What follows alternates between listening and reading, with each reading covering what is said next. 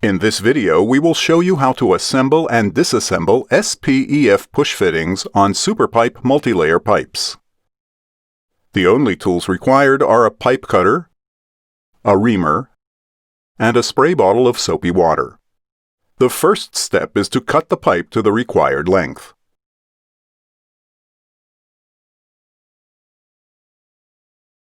Now ream the end of the pipe like this.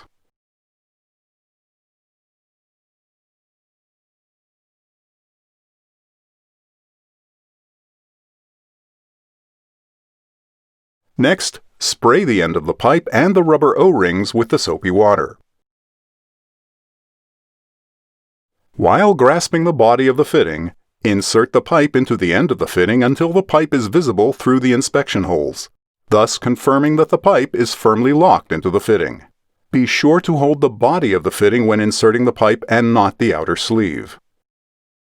In order to disconnect the fitting, simply turn the outer sleeve as you would unscrew a nut from a bolt and pull out the pipe.